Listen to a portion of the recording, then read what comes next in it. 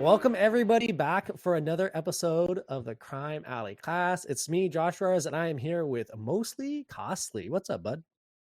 Hello. No Du Bois today. No Du Bois today. You can just tell because there's not that extra Du Bois window. It's not like you could see him anyways. He never turned his camera on. But yeah, you see, Josh went on a banning spree in his chat, and he was like, "You know what? We got to get rid of Du Bois." So we just, it's back to the way it was originally. It was just me and Josh to start this off. And then we're actually the first time we're going to talk about Future State today. And the first time we talked about Future State, it was just me and you. But we are saving some other info for later for when Du Bois can be back with us. Just for today, he's gone. But there is a lot to talk about. And one of those things that we were going to talk about was all the new news in DCL. Mm-hmm. There's a lot of it that dropped today. Dropped today. That took a while to drop too, which was very annoying. But so what was the reasoning behind that? Do you know? Apparently, I never really heard. From my understanding, was there was a lot of bugs and kind of last second tweaks they wanted to do with the kits to make sure they were right. Apparently they weren't right. I'm assuming they were just all bugged, and they really wanted to make them all right and make sure they're final before they release the notes. But my goodness, did they take a long time. We just got the Siege characters, and it almost seems like a little late. Like, you want to know who those Siege characters are early so you can kind of get ready for Siege. But the news is here now. So we are recording this on the day of the news being dropped. So it's Thursday. So that's where we're at. But let's just kind of jump right in, because after this, I want to talk about Future State. We've both read some of the comics. I'm really, really liking them. How about you so far? I'm liking them a lot. It was a lot crazier than I thought it was going to be. I mean, we'll get to that in a little bit, but like it was much bigger than I was expecting it to be. I was expecting like Futures End 2.0, and this feels more like it feels like just a better, well thought out Futures End. You know what I mean? And there's a lot more in there. I've been really enjoying it, though. We'll definitely get to that. So stick around. We'll be talking about Future State. If you're interested in hearing about the comics, we'll give you a quick run through. I mean, I guess I would say spoiler warnings for them. I mean, I'm gonna, for sure. We're probably gonna be spoiling. So if you haven't read them, don't worry, they'll be at the end. But if you hadn't read them, stick around. We'll share our thoughts about them, what we've been reading and learning, and what's to come. But let's just go ahead and jump in to all of the new news that came out today. Obviously, the new characters are Shiva and Bleez, and we're saving the Bleez talk for Du Bois because we know he's going to want to talk about that. Yeah, and we'll go over Lady Shiva at the same time with that. Yeah. We'll just leave the new characters for then, because obviously I'm excited for Shiva as well. I think it's crazy. It's almost like, I don't know if they listen to our cast at all. But it's like literally, like, we did a month ago, we did like what's our wish list, and literally 2 of the new characters were on our wish list. Yeah. And so it also helps that like the characters that we want are also the characters that everyone wants. I think Bleez has been shouted from the rooftops for so long, and Shiva's, like, if you're at all a Bat Family fan, then you want Shiva in there. But quick question, I know we said we're gonna save it, but I gotta ask you this now. What do you think about Shiva's face? Okay, Shiva's face looks horrible. Her design, like the jacket's kind of weird. Everything else looks good. The face looks weird. Hopefully, there's a saving grace in her basic. Yeah. But I thought she looked goofy as all get out. The moment I saw her face, I just couldn't believe it. And it doesn't help that she is next to what could quite possibly the prettiest, most beautiful face ever designed for this game in Bleez. My goodness, they just went all out and made her as beautiful as she is in the comics. So I saw that and I was like, oh my goodness, she looks like just so goofy. But let's just go on. We'll save that. More Siege Shiva Bleez talk later. And I think we said we were going to start talking about we were going to start with, what did we say we were going to start with? The PvP completion bonus. So so we're just going to start. Well, first let's go over reworks real quick. Okay, reworks we can talk about. So the reworks are Enchantress and Harley Quinn Mad Jester. Now, look, I know this is hypocritical of me because I'm the guy that's like, yeah, can we get Wonder Woman pot reworks so that I get a stat update? But like, in my opinion, Harley did not need a rework. Now, does that okay? It's cool to see her get a stat It boost, is. and then it's also I like her rework. Is it still bugged though? It's as of I I mean, unless because I noticed there was a download patch when I was playing earlier today. Unless they did like a quick fix or a hot fix earlier today, because it did update. But I haven't run it through the paces. It's I mean they're doing it right in the middle of raid, so I don't have time to go run through them yeah. all. Also, it is currently raids right now, Yeah, guys. So raids if you right see now. either me or Josh look down for a second, we're literally just Probably queuing up raiding. another boss. Yeah. Like, so we're not trying to be rude to each other or anything like that. We're just it's raid time. So But yeah, so Harley, I'll talk about, or who do you go ahead and talk about whoever you want to talk about. You start us off. I'm gonna let you So run this I like bit. Enchantress. Okay. I've always liked Enchantress. Even like I thought her kit was actually pretty decent originally.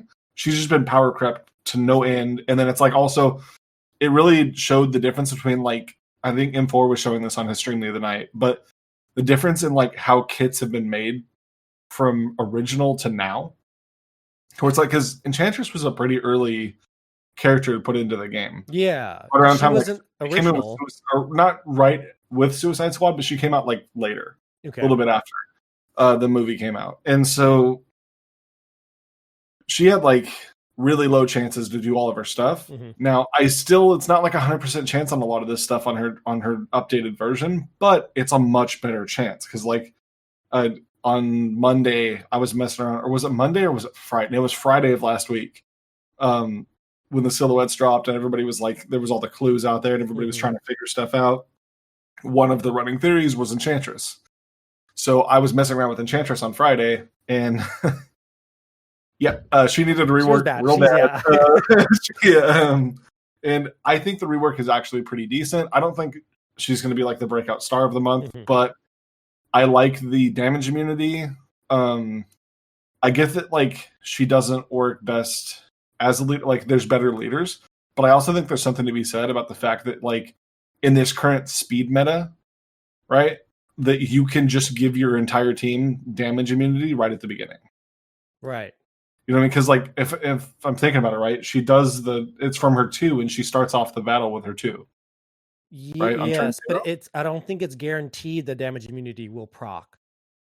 I thought is it only 75% chance? Yeah, it is. Yeah. Ooh. Yeah. That 75% gate is really, it's almost like I think if that was 100% chance, then I think she would be a very viable leader. But I kind of got the same vibe as you. Like her leader ability, or as a leader, there's much more valuable leaders to bring into the match. So I feel that she's better off lead.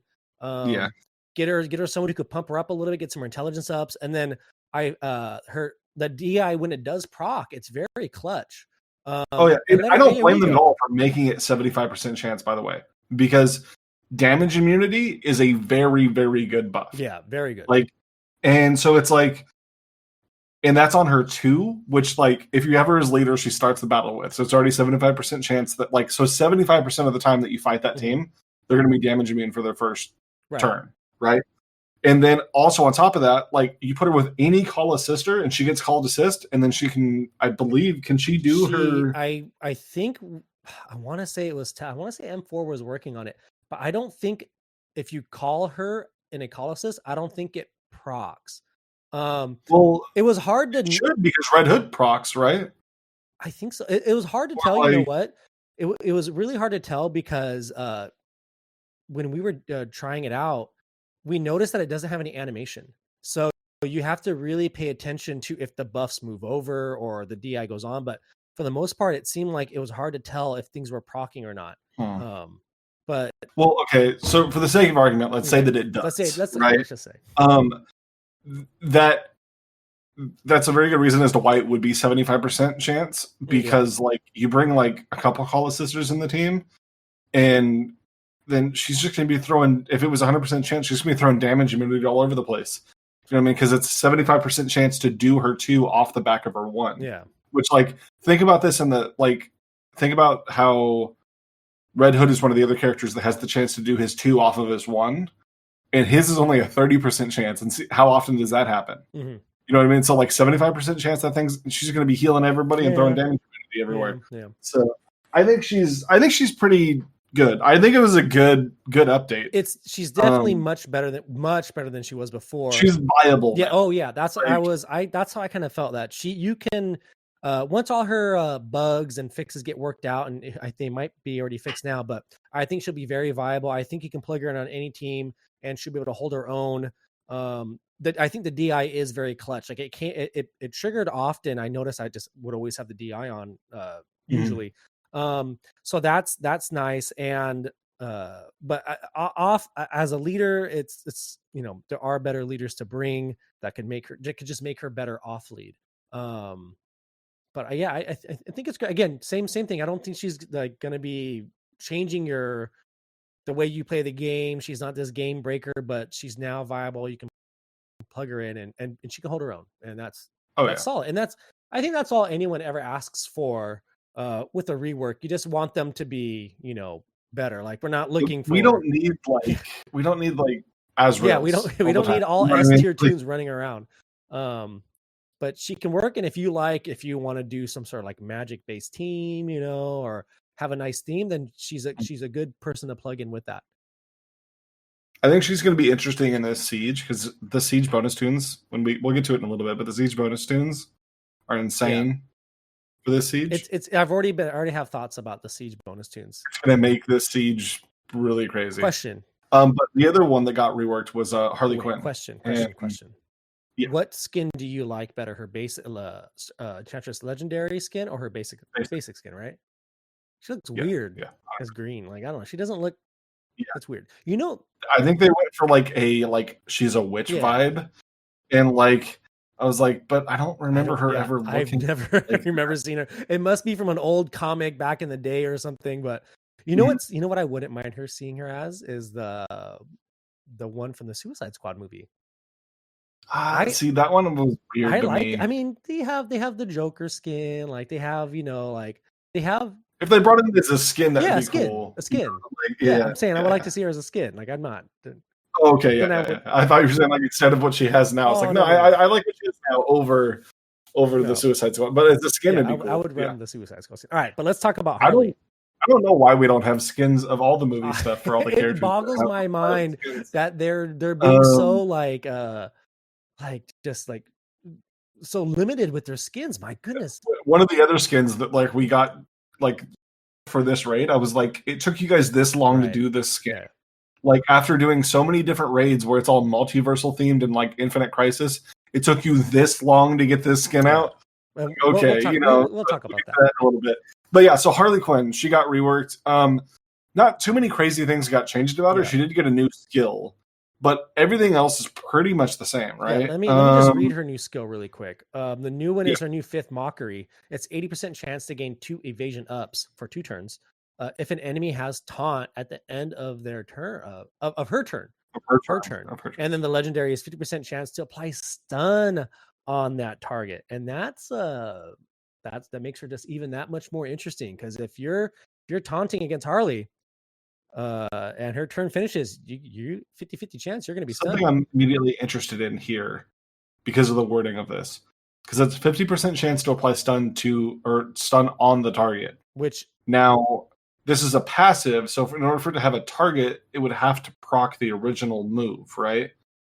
So is I it like it's an 80% chance, and then once it does she gains 2 evasion ups, then she has a 50% chance to stun? I Or is it like even if you miss the evasion ups, you can still stun? I think you can still stun. I think it's just saying that if you're taunting, you are a Okay. target and you have a 50% chance of being a stun applied to you. So I think that's how it's working.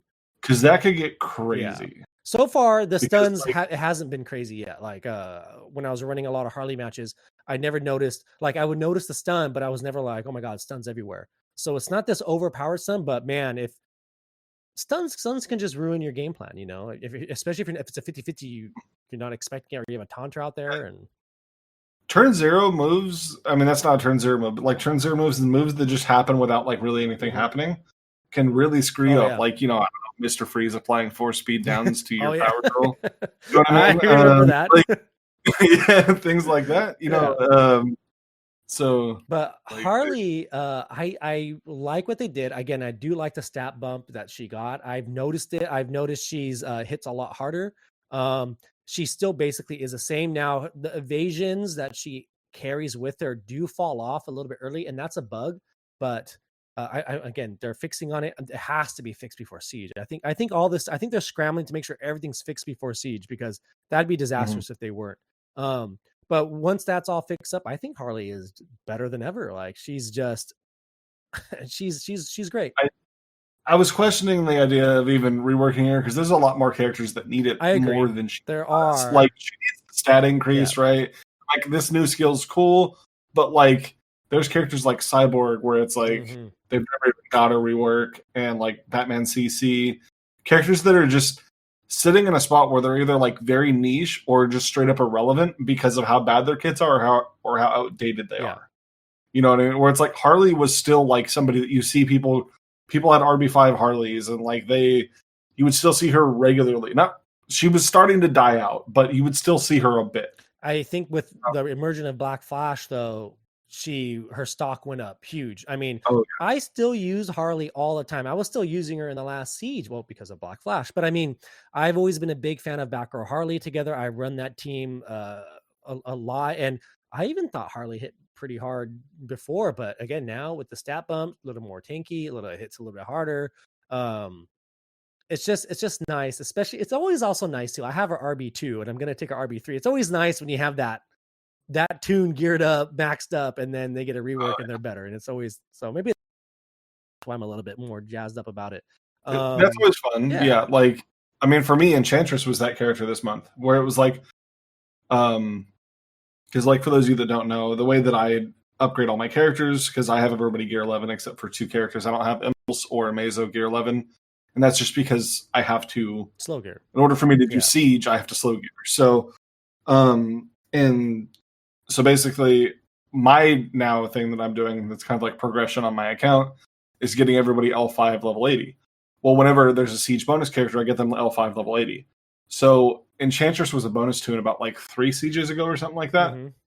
And so I already had her level 80 L5. Okay. I'd actually had her L5 for a long time for some reason. I can't remember why. But I took her level 80 a couple months ago, and so it was like looking at the bonus tune list. A couple of them are actually repeats and from previous months, Brandy is so one, I right? didn't have to do them again. Yeah, but then like I think I have one tune I have to do to take level 80 L5. Everybody else is already there. All the tunes, Besides, is what you're saying. Okay. yeah, All right. besides like obviously Yeah. the new characters, you know what I mean. But like we'll get to that when we get down there. But it's so cool whenever like a rework happens and it's a character you already have fully maxed It's always out. nice. I'm a little scared of like some of the ones that have rebirthed if that eventually happens to them. So I'm like, because I have them rebirthed for specific reasons. So like one for me is Batman Beyond, where I'm going to be a little nervous when he shows up in this, or not in the silhouette, but when he gets announced. And then I'm going to be like, can I see the kit, please? Let me know if I crystals now. You know. So let's go ahead and move on. So let's just quickly run through the Wraith tournament schedule. Yeah. I guess we can toss that out there. I mean, it's there on Reddit. It's probably in the game as well. But it goes in order from week, starting with February 1st to the 8th as Harley Quinn, Mad Jester. So that is, and this is who the reward is, right? Like that's okay. Yes. Yeah. That's who the reward. The board clear. No. Yeah. Board clear is probably all Ghul for the entire month. That's right. So this is at the end of each week. And so, like, then the first week of February is going to be Harley Quinn. The second week will be Dead Man. Dead Man's a good character. Highly recommend going after him if you don't have him. Enchantress will be the third week. Again, I think her rework is actually pretty good. I would recommend going after her. And she's going to be one that, like, I don't think she's going to be required for anything, but she's also just an interesting character, and I think her kit's pretty interesting. And I mean, just to say this about Enchantress, I do think she is good, but I don't think I would move her. There's other greens, like if you're a new player out there and you're watching and you're like wondering like if you should be taking Enchantress up, there are other greens out there that I think would do better, but if you blue, yeah, sorry, blue, blue, because she's a green face. Yeah, I know why you said green, but there's other blue characters out there that you could take up that would be nice. Oh yeah. And then Impulse is the last week, as always, you know, and It's always the siege bonus tune, or not the siege bonus, but the siege tune from the previous. And impulse, I don't have him geared, but I probably need to gear him. He's really good. He's really good. I'm gonna wait. I mean, we had our review of him last month. But I'm going back and forth on whether or not I want to gear him, just because I could use him as a slow gear, and it's like I'm taking Blaze and Shiva up, no doubt. I'm not promising anything on high rebirths, but Shiva will be rebirthed. So it's like I'm not going to get a slow gear this month, and then like if they just keep rolling through and like doing months that I'm really like the characters for, I'm not going to have slow gears for a while. So it's like impulse I can do without for right now. So I'm kind of like sticking him in that pocket, you know. He's good. I'm not so first, and then I'm not trying to take impulse up to the max or anything right now. He hasn't fit anything that I normally use. I've always said I like tunes that dish out mass amounts of power, mass amounts of damage, and he doesn't do that. But you know, he's a speedy boy. He's a thick boy too. But I'm not going to be taking him up anytime soon. I figured, I actually just thought about it. I probably should just start using impulse as my current slow gear instead of a Mazo. That way it leaves a Mazo empty on gear for in case I end up having to rush impulse up for something. You know what I mean? Yeah. In case it becomes part of, you know what I mean? That way it's not like I feel like Mazo finishes and then it's like, then there's a moment where I really need impulse and it's like, well, but he's my only slow gear now. You know what I mean? I think impulse would be more needed at some point in the future than a Mazo. Yes. Yeah. So let's see what else is next. We had the Showdown tournament, and those are just basically, it's going to be what, Catwoman and then Katana. Catwoman and then Katana is the board clear. Okay. Oh, so, okay. The board clear. Okay. Yeah, and then so the Legendary Showdown, which is the one that you can only use legendary characters in, will be from February 11th to the 14th, and then the Heroic will be from the 25th to the 28th, which allows you to use any character. And then after that is we have the two blitzes. A physical blitz and then a hero blitz, and that's the same thing, right? The board clear and I'm so excited for those because Cassandra Cain will be good in both of those. All right. So and then now here's the big stuff. The Siege, and these are the bonus tunes for the Siege, and this is what we've all been waiting to hear.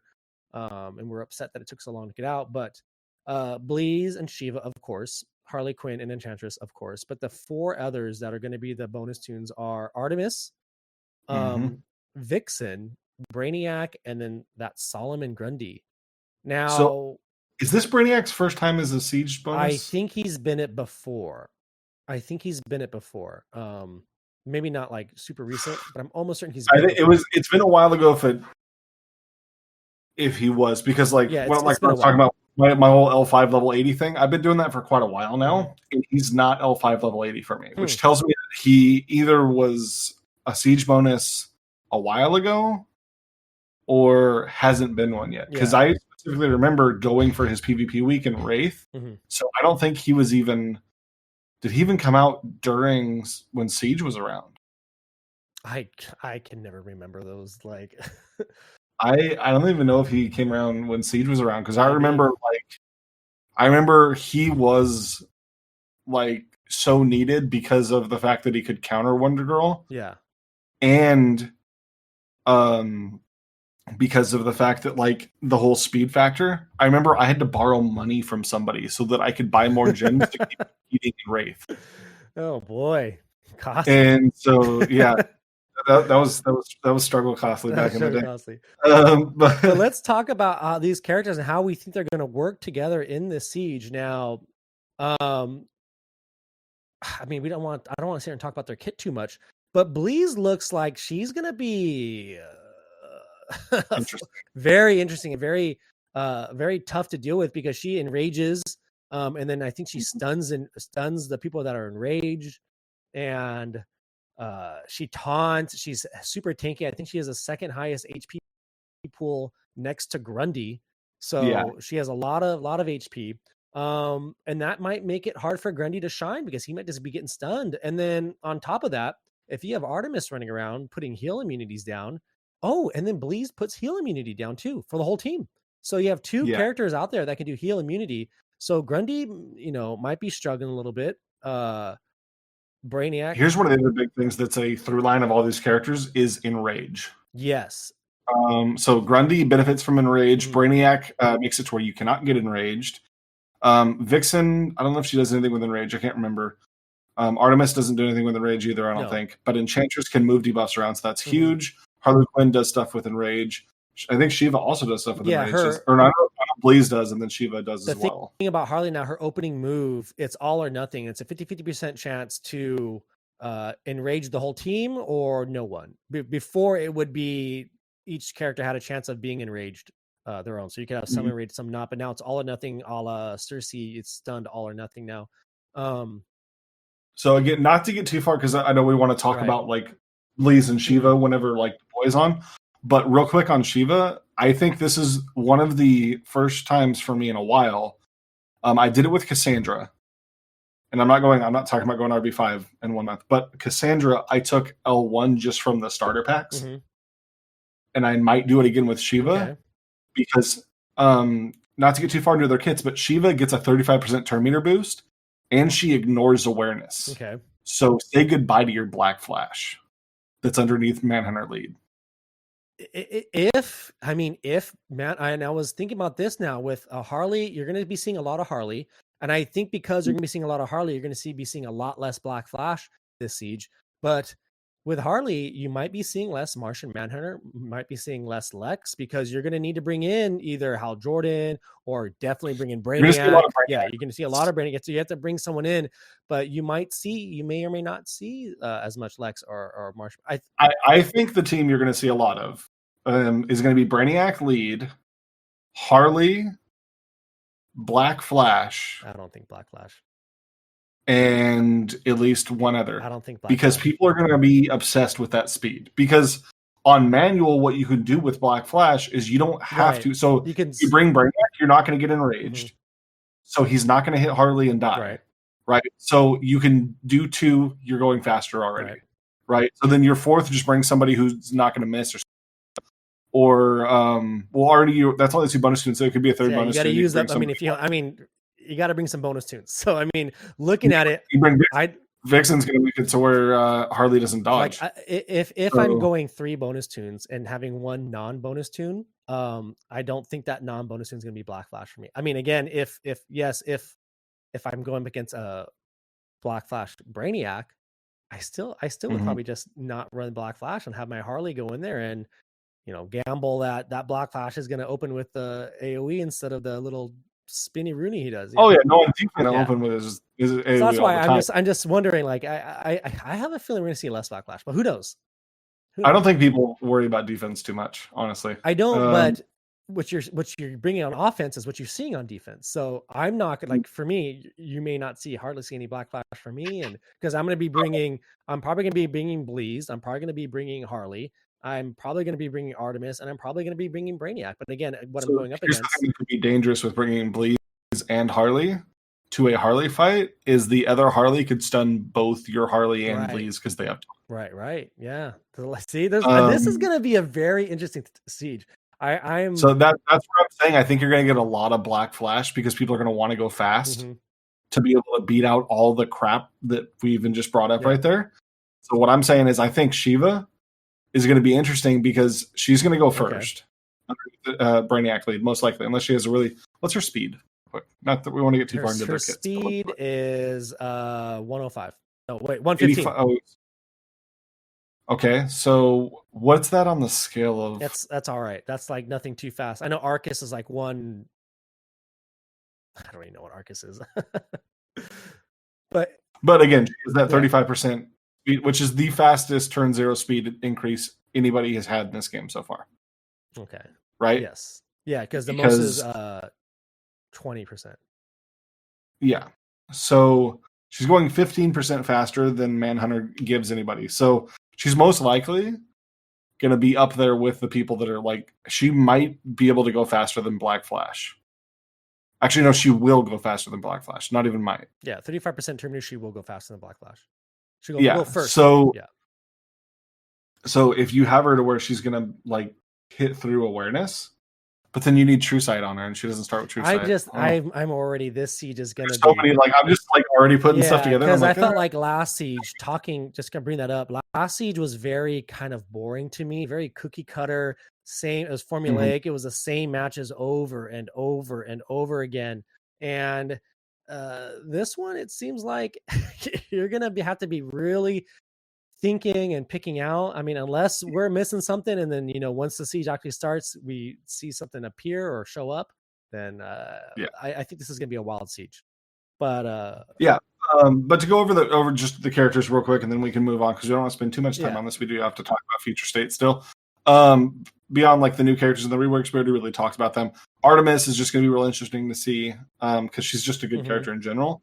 So, and then Vixen, I think is pretty good. Yeah. I think Vixen's actually really good, and a lot of people just don't use her because there's better options. But seeing her as a bonus tune, we're probably going to see a lot of her. Of course, it's not going to be like Ares was last siege. Yeah. And Brainiac, we're going to see a lot of because it's a speed lead and it's anti enrage, so that's huge. And then Grundy isn't going to care if you enrage him because he's going to want it. So, but then if he gets stunned, which is going to be because if people want to run Grundy, they're not going to run him with Brainiac because Brainiac's going to stop the stuns or not the enrage. So, those characters all seem pretty interesting. I'm excited. I've right after raids though, just FYI. This is gonna. Oh, does it start immediately on Sunday? Yes. Yep. Oh my god. I like. I don't know. I guess I have to jump in there. I like and don't like the week in between. So like the week in between is always like weird because it's like, oh, I feel like I don't know what to do during that week. But then I wish it would just be a couple days. We don't get that week though. I'm like, can I at least get like an hour between? But so Lady Shiva will be immediately available in those packs at reset on Sunday, right? All right. So I'm just gonna see how many Shivas we're really gonna see. I don't think you're gonna see a lot because not that many people do that. Yeah, I think I'm gonna have to try to immediately start Siege so I can get all bots because that's gonna be with. I always feel comfortable with Harley, so we'll see. I don't know. When does the Bleeze event open? Bleeze opens on the 6th, so we won't really see Bleeze until 5 days into Siege. See, all this timing feels off because didn't we have Black Flash like right at the start of Siege? Well, because we had a week before. Oh, that's right. We had that week gap last month. So. They need to work something out. I think they need to be. I think all of the bonus tunes should be available in some way before the Siege starts. Like not in that $15 pack. I mean, if they want to make money, they could just do that, I guess. But I really liked having Black Flash at the start of the Siege. It made it, it's just nice to have the characters. Oh yeah, but, for sure. To continue on to the February 2020 events that we're going to get. It says February 2020 events. I just realized that it's 2021 events, but okay. Yeah, we're going back in time. All right. So already, I'm going to say this month looks amazing before even getting to this. So we're going to have for the first 10-day challenge will be from the 6th to the 16th for Bleeze. And then the next 10-day challenge will be from the 20th to the 2nd. Right. And so those will be where you get your Bleeze fragments and everything. And then this. Make sure you don't miss out on those because she's going to be working with. So. And then the 6-day challenge is Jay Garrick. Yeah, the 6-day challenge is 6-day challenge is Jay Garrick. And that's from February 13th to the 19th. And that one is the one where you can, that's the 6-day where you can, that's where a lot of people, that's the cheapest way to get an RB5 character, right? Yeah. Yeah. So you can farm that one every day. All the nodes reset each day. And then you can farm the hell out of it the last day if you want to get all those shards. And then the team challenge. Well, speaking of an RB5 character, the team challenge Breach and Themyscira will be from the 27th to the 5th. And this is the team challenge one where it's like a specific list of characters that you can use. Normally some sort of a theme. These will be for Wonder Woman, Princess of Themyscira. And I am so happy because for over a year for Siege, I have been farming. So, you got to do your 30 PvEs a day. So 15 of my 30 have always just been Princess of Themyscira. Like, I just take her until like literally it gets to the point where it's like 200 gems to refresh the node, and then I stop every day of Siege. And so I've been doing that for over a year. And she is currently RB4. And let me check. I have 1380 over max of RB4 to 5. So normally you get 550 fragments from these events. Mm-hmm. So that puts me like 60 over or something of actually I'm not doing the math. It puts me like over a little bit. It gets you there. So I'm happy. Yeah. I'm so happy. I don't have to now. I can switch over to farming Huntress so that everybody can complain about the fact that I have a Huntress alongside Cassandra or something RB5 because that'll be fun. Or I can switch over. You know what? Huntress is almost RB4. I should really start farming Chemo. You're already thinking of it. Because Chemo and Cassandra would be really annoying. They would be. They already are. And mine's already RB2, but if I get them higher, it's even better. Along with my RB5 Cheetah. You're just like watching right now. You're just grinning and smiling. I'm just trying to, I like making teams where people message me like I hate you. So that's you're gonna do that again this siege. If you didn't know, Costly sole purpose last siege was just to mess with everyone with his very hard teams to fight. Is this gonna be a running theme now? It won't be happening on this one because I didn't care about Impulse. That's why it happened last time. And I actually ended up you care about Shiva though. But I want as much Shiva as I can get. Right. So we're going to see some costly, some legit costly. Top 10. So you're going for top 10. I'm probably gonna end up top 20. I'm most likely, honestly, with the way my work's been, I'm gonna end up top 60. Right. But I'm gonna shoot for top 10. See how? Shoot for top 10. I'm also shooting for top 10. I feel like I need to get another top 10 finish, but I found myself easily slipping into the top 20 recently. I don't want to say easily, but because I can just very easily change. So I'm going to be shooting for top 20. But again, let's say I get top 20. I'm going to have all those Shiva shards. I'm not going to do anything with her. I don't know. We'll see. Unless she's like amazing, then I'll maybe do something with her. I mean, she's Cassandra's mother, so I'm going to bring her up. You got it. What?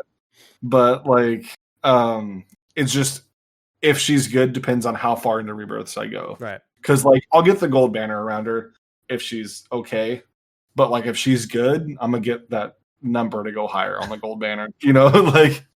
And then so last thing on the deal here, we have the back to altering reality that we're currently playing in of the raid boss event. Mm-hmm. But there are 2 skins coming with this. These skins are great, by the way. Yeah. So one of them's already out. I bought it already. The Zatanna bombshell skin looks great. I know Josh doesn't normally like bombshell skins, but I know he was saying he even liked this one. And I'm looking at the picture right now on the Reddit post, and whatever this picture is, it looks higher quality than what we see in the game. Are you looking at it too? Like it looks like very high quality picture here. But oh my goodness, Zatanna looks amazing here. Like she looks it's an amazing look for her. Now, again, I don't like the bombshell characters. I'm not a big fan of that pinup design, but this to me just kind of looks like an alternate, more sexy version of a magician's outfit, which is cool. Mm-hmm. And so that's how I think it, just like a sexy magician outfit. And sorry. I thought you were. No, go for it. I'm just a very big fan of the skin. I immediately bought it. And I'm hoping this is a prelude to Zatanna getting reworked. That's what I'm hoping for.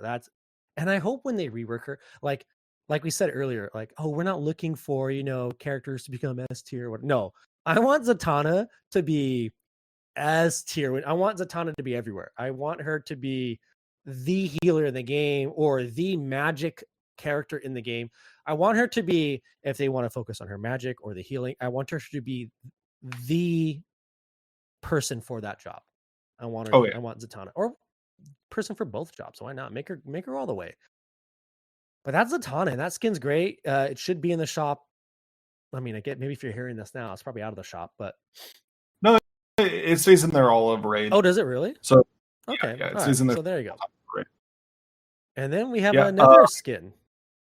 Go and talk about that one, because they did something very interesting with this as well. So, first of all, they updated Donna Troy in general. They did. A little sneaky.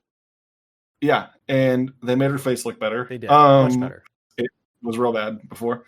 and they are now bringing out the Donna Troy post Crisis skin. Mhm. So this is the skin that's featured in like Infinite Crisis and so on. And like I think it's in Countdown as well. Can't remember exactly where she gets it, but it's a really cool suit where like it's one of her more famous Mhm. suits that people know about. And so I'm excited for it. It's going to be the top 500 reward. And I'm going to be pushing for it because I haven't missed a single one of those yet. So just on the pride of that, but also the skin looks good. Yeah, I'm 100% getting this skin. It's gonna be Yeah. good. You're gonna, but also they tweaked her other like design. Like they changed up they not only changed her face, but they tweaked her like the blue skin. There Yeah. some Now she has details are like more. armor and Yeah, stuff like that. Whereas like before it was yeah, just a and suit. it looks a lot better. So I mean, it kind of sucks because I saw that new skin or the new like tweaks, and I was like, oh, this is great. I'm definitely running the blue. I'm gonna be wearing this, and then they dropped this skin. It's like, all right, well, never gonna see that skin again because I'm only gonna be running this like cosmic skin. Oh So. yeah. And then it says down there at the bottom, returning to the store in February, will be the Superman Red Sun and the Wonder Woman Princess of Themyscira bombshell Right. skins. So the super scuffed Red Sun Mhm. one, and then the actual good looking bombshells. You're not. I bet Uh, they're gonna see such low sales on that Superman Red Sun skin, unless yeah. imagine they drop the that old original skin, or they tweaked it a little bit, so now it's Oh my gosh. like Then they just like scoop up on everybody else buying it yeah. too. That would give Superman 5 skins though. Who cares? I mean, if it gets some sales, why not? If they tweak, because I think it was a copyright issue or they couldn't do something. So, but what if they tweak it enough? I don't know. But who knows? All right. But that's all of our updates for the game right now. Again, raid's currently running. I'm over here stomping around on a raid boss right now. A little quick Mhm. in-house talk. We're in the 1500. And I heard Costly at one point say this is the greatest alliance he's ever been in. Um, I don't remember saying that, but but we're not doing too bad ourselves. Our alliance currently is sitting in 14th. I'm surprised, and everyone's kind of coming out to play. Everyone's showing up. It just like to say I was added, and this happened. I'm just kidding. I have barely bosses. I will say that as the leader of the alliance, I always felt this kind of pressure to really perform well and really to try to do a lot. And but now with everyone doing so much, I mean, the numbers that our alliance is putting up is just drastically different from what we've ever had before. And one, I'm happy to see that. And two, it kind of I'm gonna be honest, I feel like less stressed about playing this raid. I'm still trying to put my numbers that I like to do, but I almost feel like I can relax. relax, take the night off, maybe, and then maybe not have to push so hard on the last. I don't know. I'm just really excited. We're doing really well. We're gonna get to top 10. You'd be like, we have to push for top 10. I know. That's the thing. Don't want to get too close because then I might get the itch to go top 10. But that's a lot of work. But we're doing really great. But let's go. Somebody who used to consistently finish with the number 1 alliance, it's a lot of work. Yeah, a lot of work, one. a lot of time, a lot of scheduling, and so it's owls out there. If you're listening, we got a spot for you over here. No, that's an open invitation to those guardians. Wait. Did you see what I was saying the other day? I said if we get any more in here, we're gonna have to change the logo to like 1-5 and then the allies. Is that what we're gonna have to do? Let's see. Let me just look at the top. All right, so the owls, come on over, guardians, Kingdom of Atlantis. We got room for you guys. If you're looking to kind of relax and not go so crazy in Siege and just get top 50 rewards, the big difference is only 3 rebirth crystals. I mean, that's hardly anything. Forget it. All right, I'm gonna let him do his propaganda, and let's go ahead. I can. You know what? I as I'm saying these things, I if Hawkeye's listening, he's always mad at me when I'm over poaching. He's always telling me to stop poaching players, and Hawkeye's coming over too, so that's happening. But let's go ahead. Yeah, he's coming over. Let's go ahead and move over to Future State, and we're not going to be talking about all of the books because there's a lot. There's a lot of books to talk about, a lot of books to cover.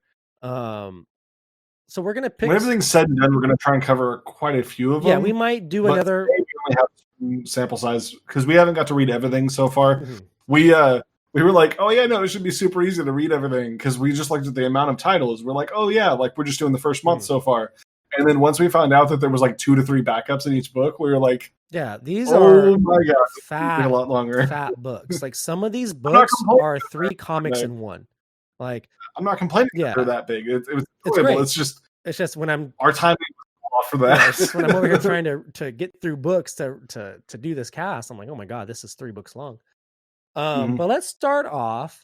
Let's at least talk about the books we're gonna be talking about today. And Costly is gonna be talking about Next Batman, Dark Detective, Teen Titans, Robin Eternal, and Justice League. And then I'll be going over Aquaman, Harley Quinn, Flash, Wonder Woman, and Green Lanterns. So Costly, go ahead and start us off. Start us off with whatever book you want to talk about. All right, so I'm gonna start off with Justice League here. So again, spoiler warning here, guys. Spoilers. We're talking about what's happening in the book. Yeah. So Justice League, I was actually pretty surprised that I really enjoyed because I was like wanting to know, like, you know, just I was so intrigued by like how everything like this world works, and I'm like, I still don't understand anything. Like I'm still so lost on what's happened. Number one, I haven't read Death Metal yet, so that might be part of it. Is the fact right out of Death Metal, and the world is different. And I this isn't like Prime Earth, or is it? Is this? I have no idea, honestly. It could just be kind of a little different Earth or whatever, but it is set in the future. Now, do you have an idea of how far in the future it is? Because I have no idea. Like it's all over the place. It feels like to me. I think from my understanding, I just read the Green Lantern book today, and I know at one point, Guy Gardner is on a planet for 25 years, and a lot of familiar faces that we're seeing in this book. Like I remember reading the Superman of Metropolis. Jimmy Olsen looks kind of like an older man in this one, and he still has red hair and everything, but he did look significantly older. And John is full-fledged Superman at this point. So I'm just trying to get a gauge of the timing in it. So I do think it's in the future, but I'm going to say around 20-25 years. That's where I'm ballparking where everything's at. Although Batman is like looking real young still, and I don't know. Go ahead and talk about the next Batman though. The next Batman? Okay. Or whatever you want. You said Justice League. Sorry, you said Justice League. Yeah, I just okay. So yeah, Justice League. Yeah.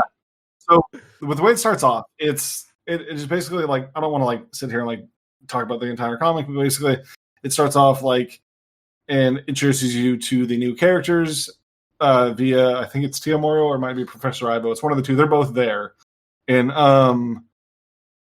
then they talk about like getting this new Legion of Doom together to fight the new Justice League, and because like the old Legion of Doom didn't take the new Justice League seriously or something, and so like that's what happened to the old Legion of Doom is they got destroyed by this new Justice League, and then you meet the new Justice League as they're investigating literally what feels like a day later from that meeting you just watched of all the supervillains, and they're all dead.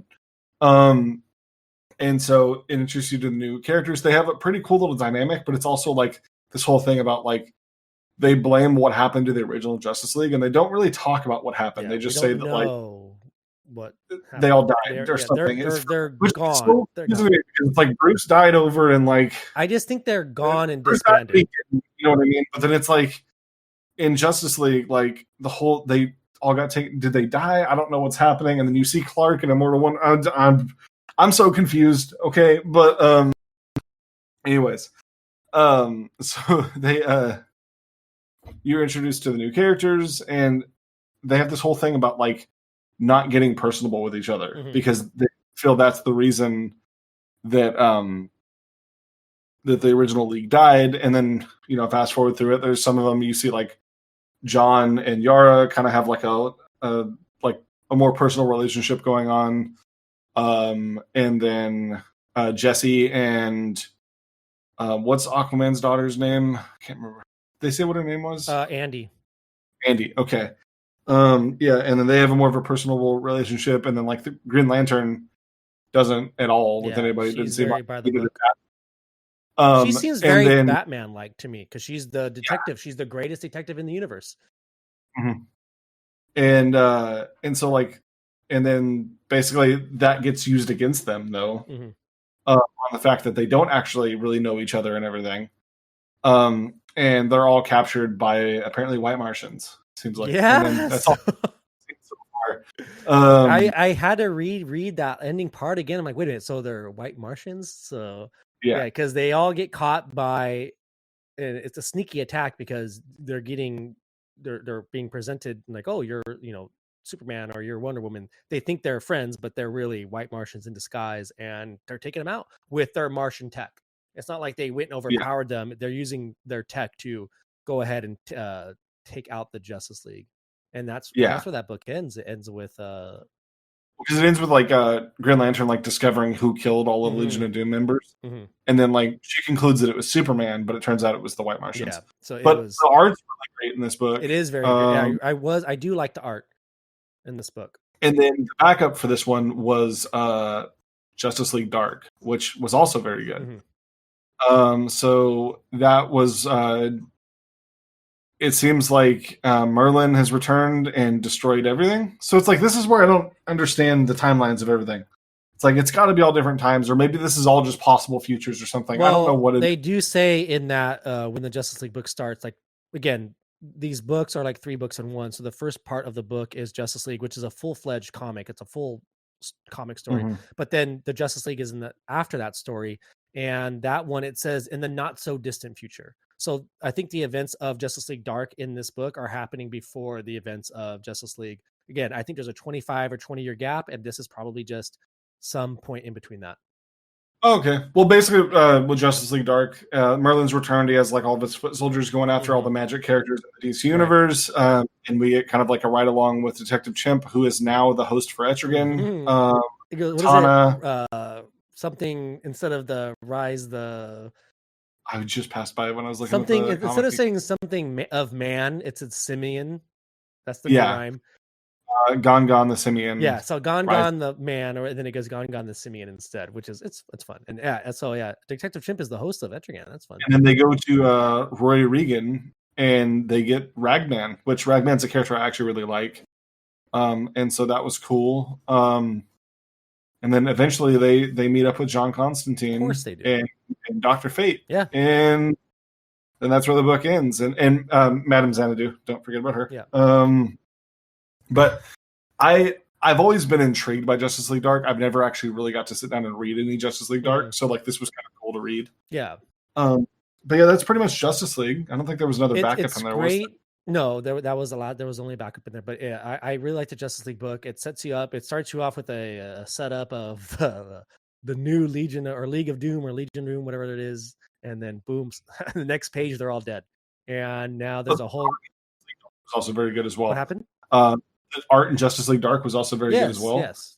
A lot of the art was like what it was like sketchy and kind of that like that good feel that you get for Justice League Dark on the moments that it needed to be, and then other moments where it's like you're like, oh well, this would need to be like when Fate shows up. He looks at like the art's a lot more like fluid, if you know what I mean. Yeah. And it fits everything very well. The art was really good. So moving on from that, I'm going to talk about Aquaman. Aquaman is a good book. Now, it's not Curry. What's his first name? Arthur Curry. It's not Arthur Curry. Jackson Hyde is our new Aquaman, and we're set. This book kind of jumps. It's like 2 timelines. Basically, we find Jackson has been captured by. I'm not really sure who they are. They seem to be aliens. Um, they have Jackson. He's captured. He's shackled up. He seems to be weaker than he should be. But you can tell he's hurt. He's something has happened to him, and we find out in the book it jumps back to kind of before that moment.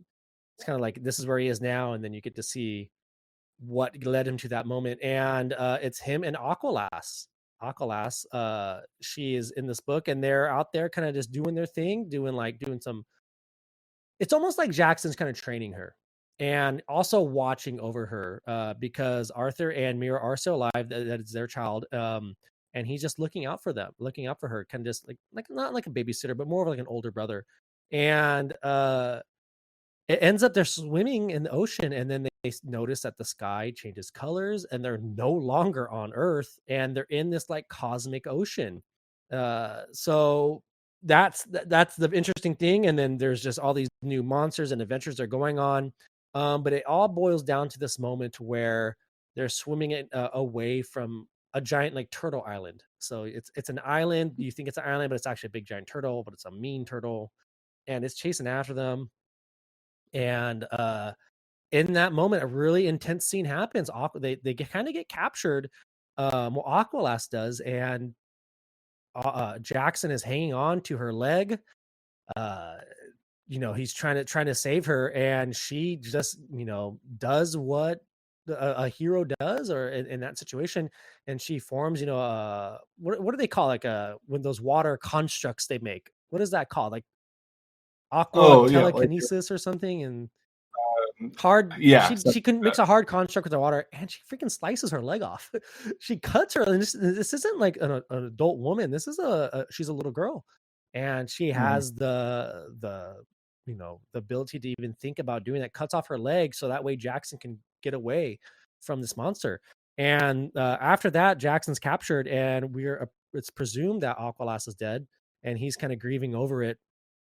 And these aliens are promising him a way, kind of like a pill or something he can take that will just make him not remember all the pain and the suffering of losing her, and it'll make him feel better. And that's when he kind of realizes the reason why he's not as strong as he should be is because something they're messing with him a little. They're making him forget how strong he is.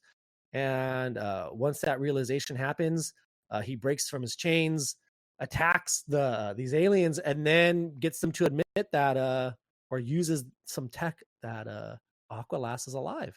And now we're set up with him on his journey to go find Aqualas and save her in whatever state she's in. So I'm Sam, in Justice League, did she have like? that's not the same. Again, I looked at her leg. It's not her. It's But it's the same character. But it's, I mean, unless she had both her legs, unless she has pants on, unless she's covering, and we don't see it yet, that she's missing a leg, and maybe she has a prosthetic on or something. But in Justice League, she has her leg on. But in this, I'm so confused by it's a all lot this, man. going. It's like, even if like, because I haven't been too caught up on current comics, so it's like, and I know like she got introduced in current comics, I think. So it's like, I'm like, oh well, like maybe it's a different character, but like they're both called Andy in both books, so I'm Yeah. like, no, it's the It's same character. I mean, I'm so it is when she's a lot younger. So I mean, she could have grown older into that Justice League book. And again, she could have a prosthetic on. We know she's alive, but I guess she gets saved if she's in Justice League. I don't know. I guess Jackson does it. It is weird how they're doing this timeline. Like nothing's really lined up, or answers are being given to you in other books that came out that same week. But go ahead and talk about the next book you want to touch on. okay. So the next one I'm going to jump into here is the next Batman. Now, there's 2 issues to this out. So the first issue, it's kind of the introduction to all of the Gotham stuff with the Magistrate and everything. Mm-hmm. And you see like this Batman who has like a covered face. Like you can't see anything about him, right? You can't see like any skin anywhere, so you don't know. You have no clues at all about him. And you just get the monologue, and then like it picks up at the Fox residence. Because everybody was the big theory running around was that it was Luke Fox was going to be the new Batman. And so you pick up at the Fox residence, and they talk about like Luke's sister dying of something, and like then you're introduced to like the Bane gang, and you see like you follow this detective around as she's like just talking about things going on in the city, and she's talking to like an old partner about how he feels about the masks and how they're outlawed and everything.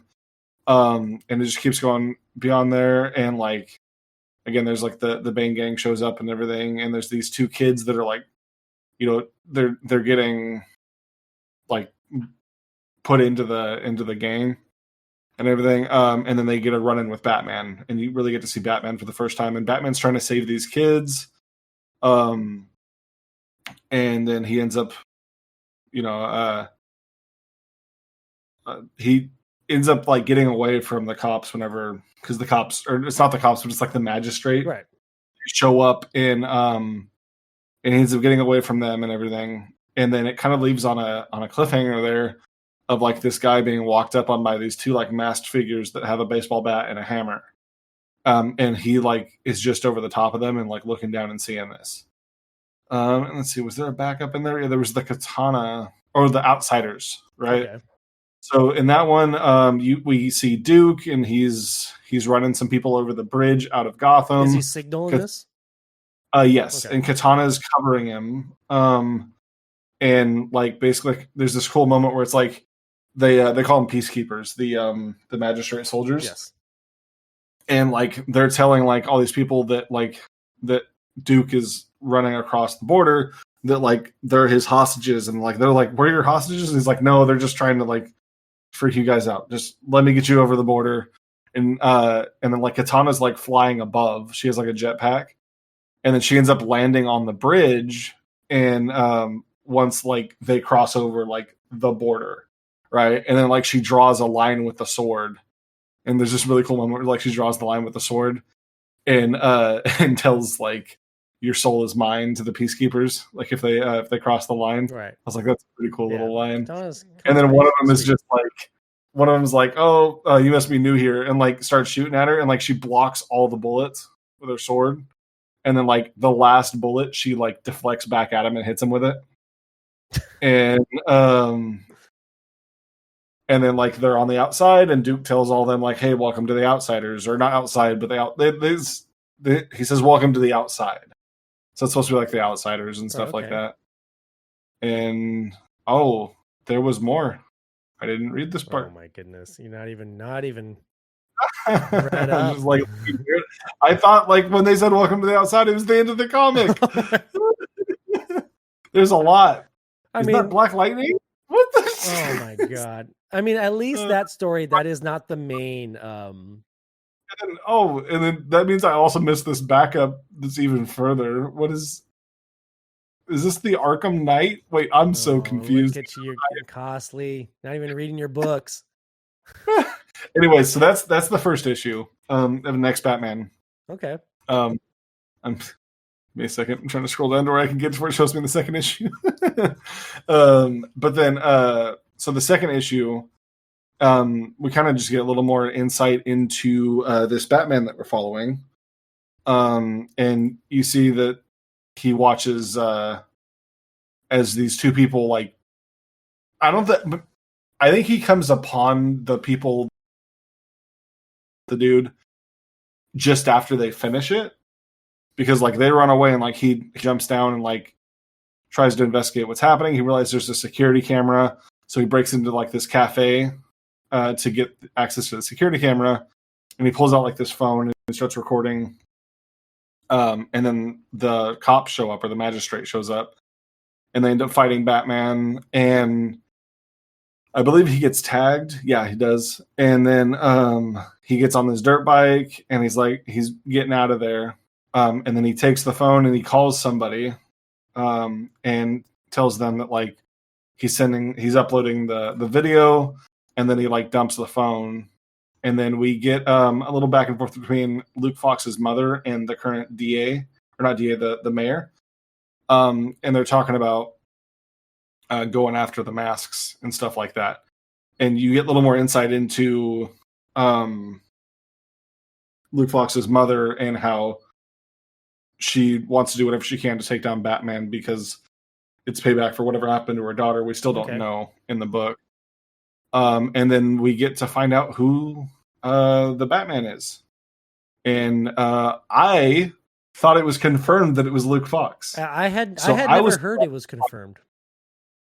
So I was surprised to find out that it wasn't.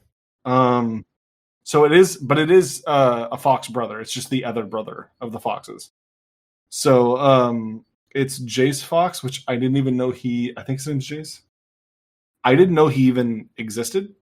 I don't know if he did exist before this book, but he is the current Batman.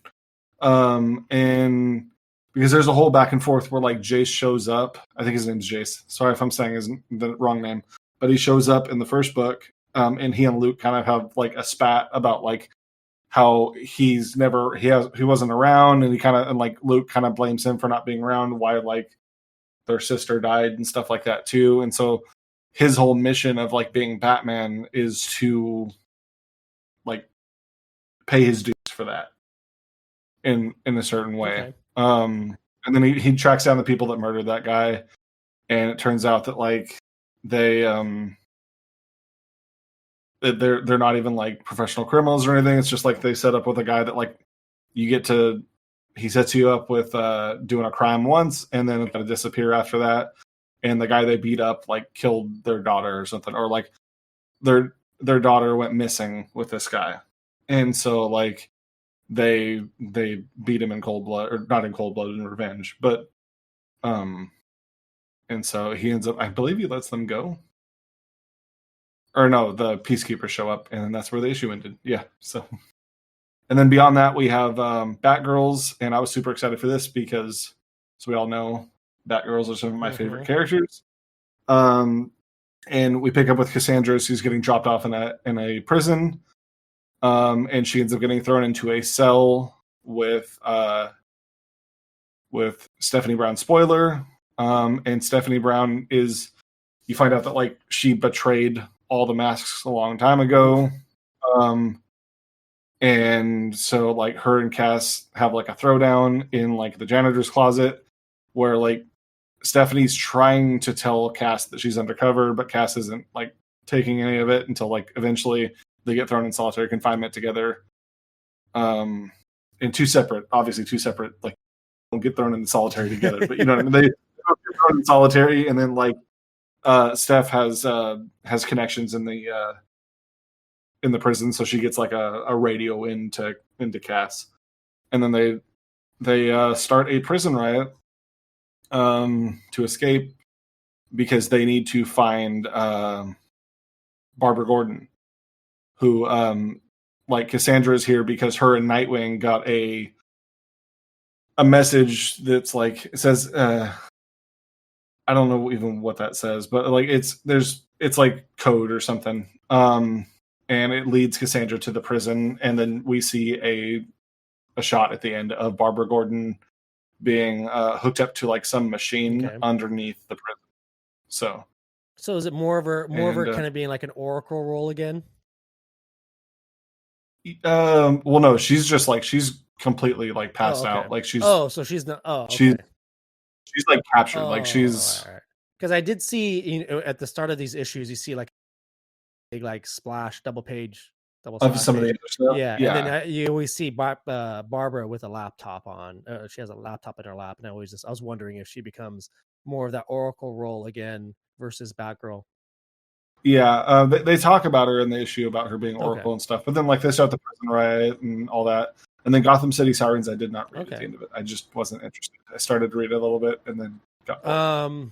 So the next book that we're going to talk about is Harley Quinn, and I was a huge fan of this book. I think this one's going to be one of the better books in Future State from what I've read so far. I had a lot of fun. I really enjoyed the art. I liked the art style. For the most part, I liked a lot of the art in all these books. There's only one book where I really did not like the art style, but I did enjoy the art style in Harley Quinn. I think it's just it's more of a new modernish. Like I'm seeing this art style kind of show up in other comics now. But I'm a huge fan of it. But this Harley Quinn book, it's really good. Basically, again, she's in Gotham, and the magistrate's there. Again, remember, the magistrate is going after all the masked heroes or villains. And if you wear a mask, you're in trouble. Like, don't wear a mask or you will be dealt with by the magistrate. And Harley is being chased down by the magistrate. And of course, she gets captured because the magistrate's huge. It's big. And, she's not Batman. She's not going to be able to outrun them along. But she gets captured, and she gets taken to a facility. and she's now has to she's under the watch of Scarecrow, Dr. Crane, and he's basically telling her like, look, you need to give up this masked life business. You need to discover who you truly are, because that's what he's done, and he likes who he is now. So he's helping the magistrate, and this book is very Hannibal Lecter type. Mhm. Harley is brought in, and her expertise in psychology and is what's going to help. They're using her knowledge to try to capture all the other villains. And in this book, her first test is to see if she can look at this case and figure out how to capture Professor Pig. And It was super interesting how she did it too. Like it yeah, was. and it's a very interesting how she says, "Look, you guys are trying to. You guys are sending your peacekeepers at him. He captures them, kills them, and then sends them back to you in a Frankenstein way that he does.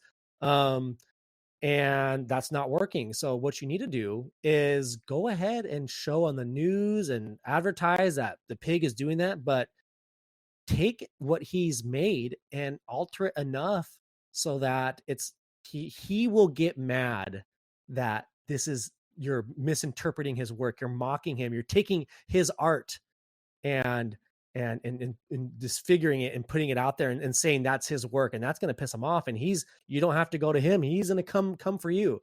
And that's exactly what Mhm. happens. And it's very, again, it's very like Hannibal Lecter type, where it's the tips that she gives, the way she analyzes these villains is what leads to them getting captured. And of course she's doing this so she gets a more comfy uh position in the prison that she's in. But what ends up seeming to be the big target is in this storyline, Black Mask is the Mhm. big. Crane has been after him and has failed many times to capture him, so he's hoping Harley is going to be able to give him the tips or the clues that's going to allow them to take down Black Mask and the Black Mask gang. And he's running. He seems to be. He's the one in charge of the underworld in that town. Um, but this book is just very interesting. I was When it finished, I wanted more. I just Oh wanted yeah. more. I love this idea of Harley being like a consultant and using her expertise in this way. She's a villain, she knows how they think. She's a doctor, she knows how they think. And it's just a great read. I highly recommend this book. um and it seems very well thought out in the way it's written. It's not any like the descriptions and breakdowns she gives of these characters. It seems very real, very like, you know, I don't really know how to describe it, but it almost seems very like they did their research on the psychology behind these villains, and you get to kind of get an idea of who Professor Pig is, who Firefly is. It's very good, and I would just highly recommend checking this book out. It's great. Really enjoyed it when I read it, and I don't like Harley books, so Yeah, this isn't your traditional kind of silly Harley Quinn running around just getting into shenanigans that end up, blowing up in her face, or just getting, it's big to Harley, but not to nothing impactful. But this just, it's a different tone for Harley Quinn. She's still her Harley self in there. She still cracks her jokes and whatnot, but it's just a different type of Harley Quinn book. And I'm the same way. Like Harley Quinn is she's kind of goofy, very silly. Um, and they're not, the best books, but this one I'm really enjoying. So I highly recommend checking out this book. Again, all of these books are separate from the main storyline of the other comics. So you don't necessarily need to have read a bunch of comics before. Like if you know who Harley Quinn is, and you know who like some of these, who Scarecrow is, who Professor Pig is, you don't even need to know who they are. But if you know the big names, you can jump into this Harley book and just enjoy it. So I would recommend this book and go out and read it. oh yeah. Well, so the next one that I checked out, and let's rapid fire through these because otherwise we're gonna be here for forever. Is I checked out Robin Eternal, and so Robin Eternal was real interesting. I felt like I was reading the detective run from James Tynion again. Is it Okay. James Tynion? James Yeah, Tynion. Tynion. Yeah, he's the one that did in Rebirth, right? That's Yeah, he picked okay. up he did Detective Comics Rebirth. Yeah. So this very much felt like that because the two main characters in this are Spoiler and Tim Drake. Okay. And so this obviously is taking place before the Batgirl's book because Spoiler is, or after, who knows? Okay, because Spoiler is out and free, not in prison. Um, and uh, and Tim doesn't have a negative reactions. That's what I'm thinking it's before to her being around. Okay. So, but basically, it's all about them dealing with these like these peacekeeper robots that they have that are like think of them kind of like the deals from X-Men. You know what I'm talking about? Yeah. And the Sentinels from X-Men. Mm-hmm. I don't know. My brain's not working. Anyways, so they show up and then basically Tim is fighting one and everything he's doing is not working until Spoiler shows up with a giant gun and saves him. And then Spoiler says like she's not going to help him though, and she leaves. And he finds like a substance that's like a part of the Lazarus pit on this robot. And so he gets a sample of it. And then he goes to, because Spoiler won't help him, he goes to Darcy, who is a member of the We Are Robin when they were doing all that stuff. Mm-hmm. I don't really remember her all that well, but apparently in the book they reference her being from We Are Robin. And so he shows her the whole deal, and they go to investigate it. And then Spoiler shows up to help, and what ends up happening is the robot picks up Tim and slams him down on his neck, breaking his neck. Oof. And it appears that Tim dies, but when he is slammed down, he's slammed into a bunch of the Lazarus pit like goo. And so he just like gets back up and says time for round 2. And then that's where the issue is. And this didn't actually have any backups, which was weird because everything else had backups. What was this book again? Robin Eternal?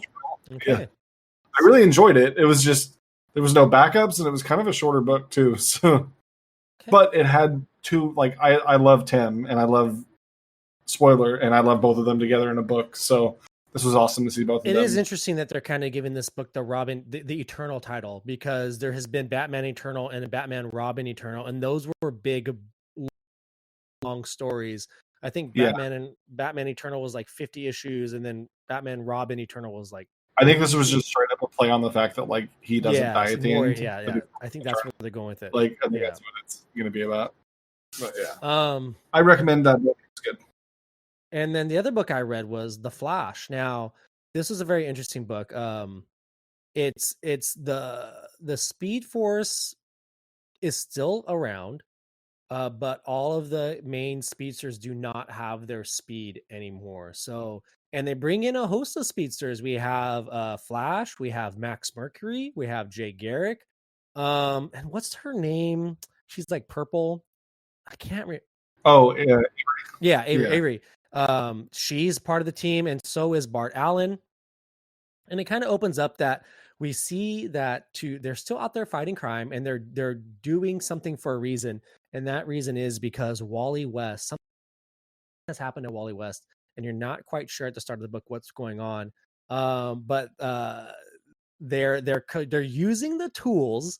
And I thought this was pretty interesting. So now that they don't have powers, they're using the tools from all their rogues. So they're using the Mirror Master gun, and they're using like the rainbow goggles that allow you to ride on a rainbow or something.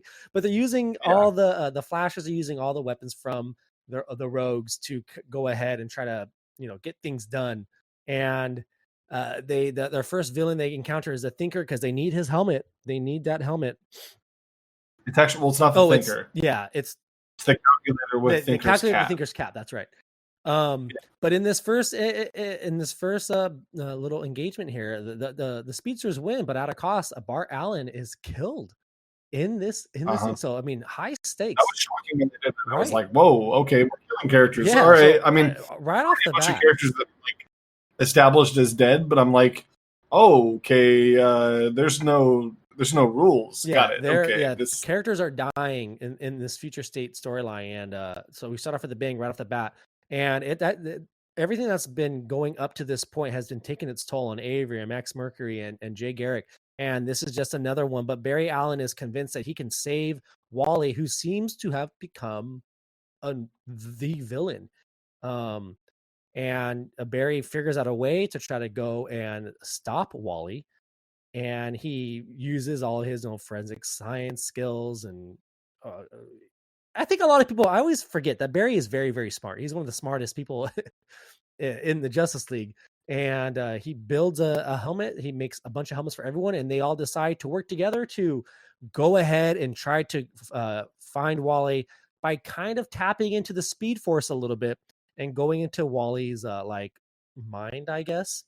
And they end up doing that. They are able to go to Wally, and we find that Wally is possessed by the Rider of the Apocalypse. That's who he's possessed by. And he's running around, is having his way, killing people left and right, sucking the life out of them. And he's the one that's basically taking the powers away from all these speedsters.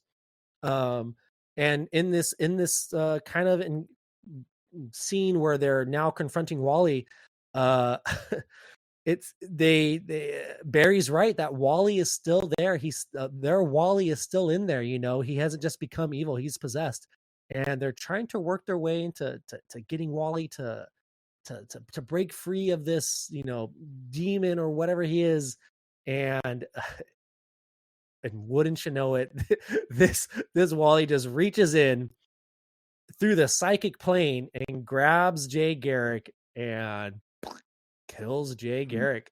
So another one dead in this book. Two speedsters dead already, and their mission fails.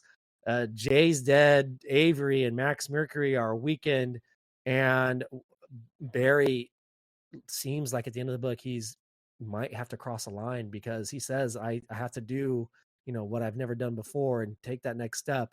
And he's going to use the tools again from the Rogues to take Wally out. I guess that's the only way you got to stop him. And so is Barry going to do that? Is he going to, you know, the line he's never crossed before, is he going to cross it against Wally West? And I'm interested in seeing where this book goes. I kind of like what they did. It was fun seeing the Flashes use all the tools from the Rogues, and it was just a fun way to see them. It was it was a good book. I enjoy this one. I'm enjoying a lot of these books, and it's just good. Like Wally, he's running wild. I think he's attacked the Titans already. He's probably killed some of them. Who knows? But yeah, Barry, I think he needs to. I think he's gonna step up and see if he can save Wally, or if he's just got to put him down. But that's the Flash, and I really enjoy that one. I recommend that one. If you like the Flash, you're gonna enjoy that one as well. The art style in that one is okay. Not my favorite, but it was fine. It was, you see a lot of the old designs is why, like, it looks kind of very old style of art, but it was good. What do you got next for us? So my next one is Teen Titans. Okay. So this one I was super excited to read because I'm a huge Teen Titans fan, and I'm just a huge Nightwing fan in general. And so and there was an image going around. You okay? I'm watching Costly freak out on camera right now. I don't know where that thing went, he like looked like he was being, it was like, you know when you think you have a spider on you or something, and then that's I did have in my ear. Okay. If you're watching the video, you can see Costly freak out right now, but if you're listening to this, he's looking all over the floor right now. Don't leave the spider alone. It's gone. I don't know where it went. I just threw it over that direction. My dog didn't even react to it. All right. So, anyways, see the spider.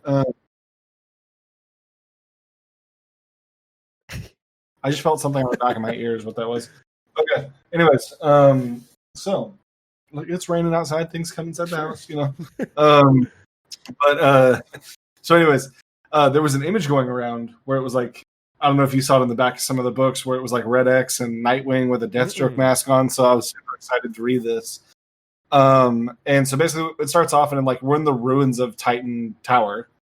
And it's Nightwing and Emiko.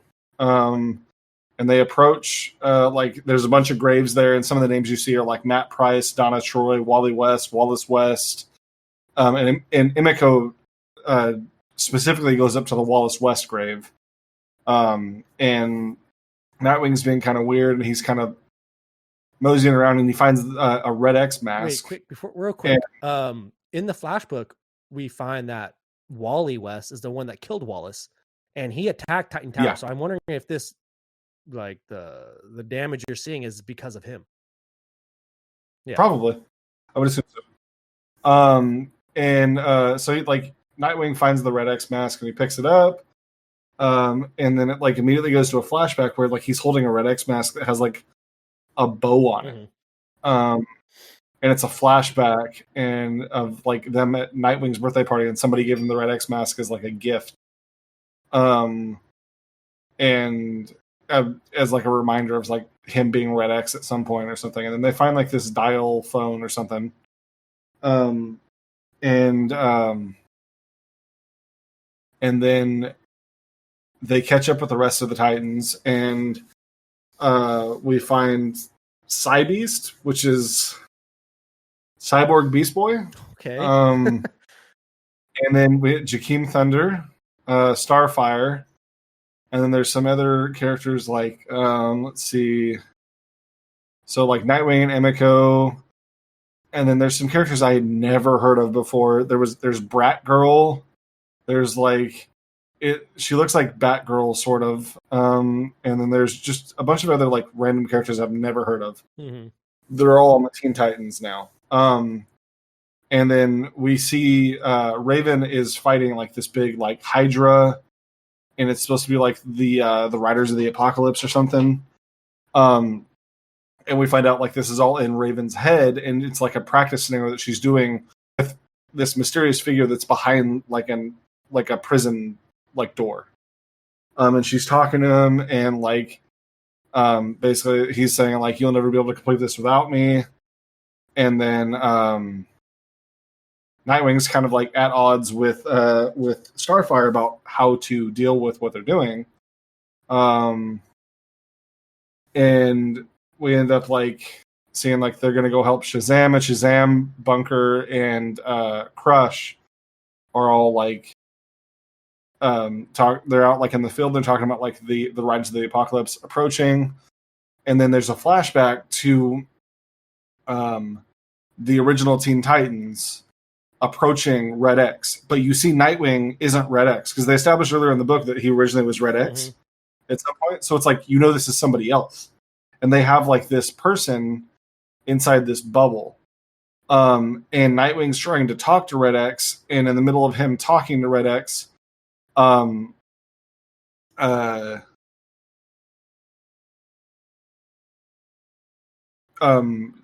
Montez, who's the Dial H for Hero guy, I think, he and Donna go to like take out Red X, and the guy in the bubble like drains them of all of their energy and kills them. Oof.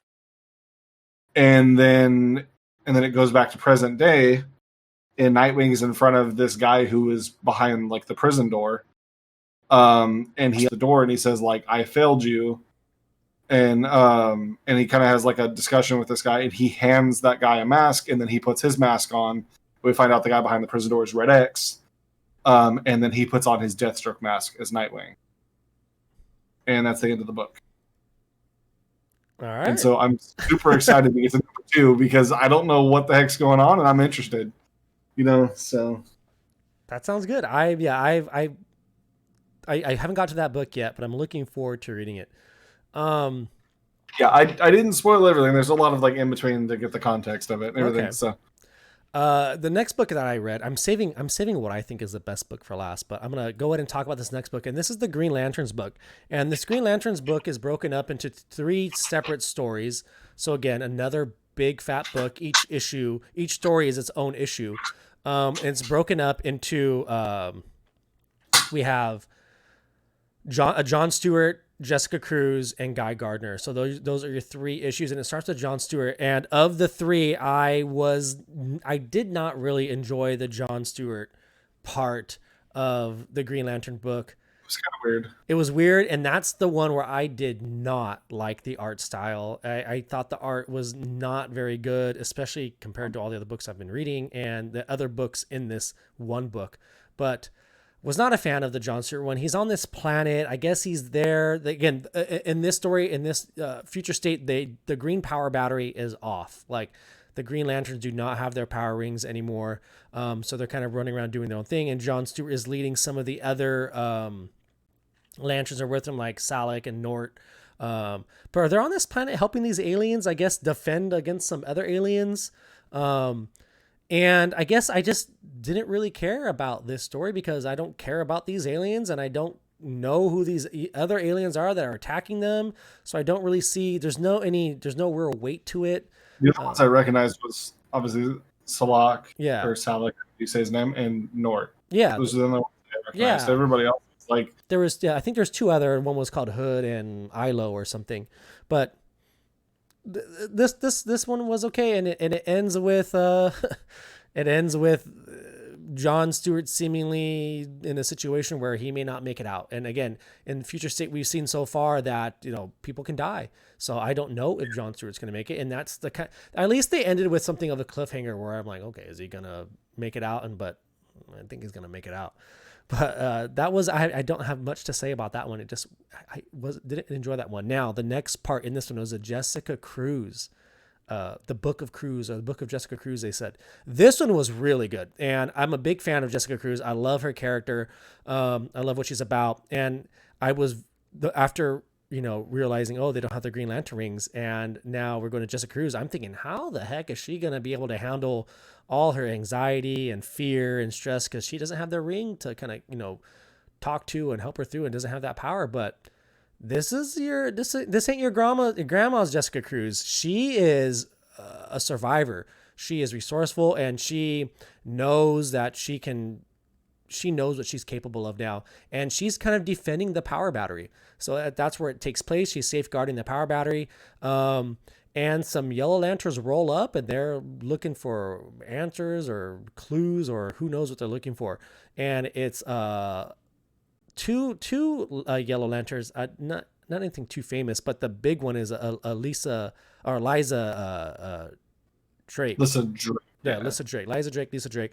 She's there. And Jessica Cruz kind of like Home Alones it and sets up traps all around the thing and takes out one lantern, takes his ring off, knocks him out, fights the other one, sets a trap, knocks her out, takes her out of the equation. And again, this Jessica Cruz she's handling herself, and then she rolls up to Liza, and I'm thinking, okay, she's not going to be as easy as the other ones.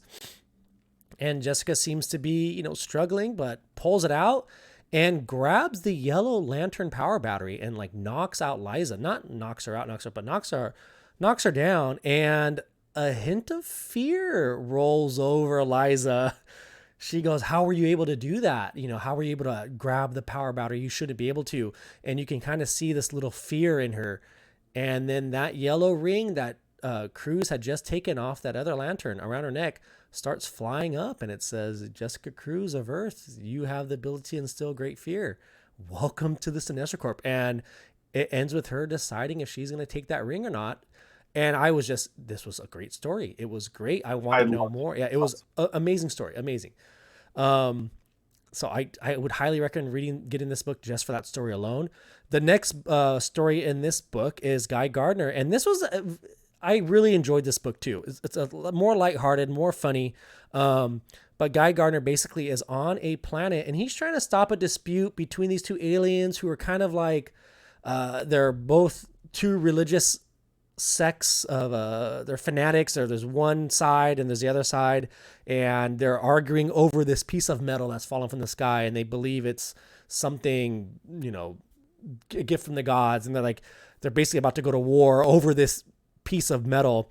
And Guy Gardner's there to break it up and say, guys, are you seriously fighting over this metal? But during that, he loses. That's when their power rings go down, and his ring goes down. He's now stuck on this planet, and I'm sure there's no way to get to him. And he tries to figure out what to do, and it kind of time skips. It goes 1 year, it goes 1 year in the future, and he's kind of learning the language of these aliens, and they're kind of looking at him at him as some sort of prophet, coming from the heavens and coming down to him. And then he's trying to bring peace to this planet, and then it's time skips 5 years, and now he knows the language a little bit more. They really do see him as a prophet, and he's kind of taking advantage of it a little bit, kind of like he's reaping the rewards of being, praised and revered. And but peace is slowly coming, and then it time skips to 25 years, and he's full on in this community, in this world. He's like a delegate. He's still like their prophet, but he's very much looking to try to bring peace to this world, and he seems to have brought peace. The two sides of this alien race are at peace. Everyone's happy, and everything's great. They throw a party at the end, and Guy Gardner is actually very proud of what he's done. He hasn't screwed this up, and he's created this peaceful planet until someone calls him a false prophet, and they go to figure out what's going on, and someone's being told that Guy Gardner isn't who he says he is. And we find out it's Lobo. Lobo has showed up and is just basically like, your time's up. It's time to let him know. Tell him what time it is. And I thought this book was a lot of fun. We're going to see what happens to Guy Gardner and what Lobo's going to do. Why is he there? Is there a bounty out for someone? Who is there a bounty out for Guy? But why is Lobo here? What's going on? But I also very much enjoyed this book. I thought it was a very fun read. I enjoyed reading it. I like Guy Gardner. He's great in this one, and having Lobo in it too is also very fun. I'm just really curious to see where this one goes. John Stewart, it was more of a funny book. Yeah. And so like seeing Lobo show up, I'm like, oh, this is gonna get good. Yeah, like that's who you want to, spice things up, is bring Lobo in. And so Lobo and connections are always hilarious. Yeah. So guys, the John Stewart book, I did not care any about. I don't know. I couldn't get into it. It wasn't very good. The Jessica Cruz one is amazing, and the Guy Gardner one is amazing as well. But my favorite of those three is Jessica Cruz. Go pick this book up, and you'll see what I'm talking about here. What else do you got for us, Costly? So the last but not least for me would be Dark Detective. Now, 2 books came out for this. I was not sure what to expect going into this. I do like this more than Next Batman. And I mean, part of that might be because it's Bruce Wayne in this one rather than, Yeah. And it's just like, it's easier because I know this character, but it's also interesting seeing Bruce Wayne at this level where it's like, he's brought down to the point where like nobody knows that he's alive anymore. Nobody knows that he exists. So he's having to like survive, and he doesn't have any of his money to back him up. Yeah. And so he has an alternate identity. He's not Bruce Wayne. Bruce Wayne's dead. Yeah. So effectively, like Bruce Wayne dies.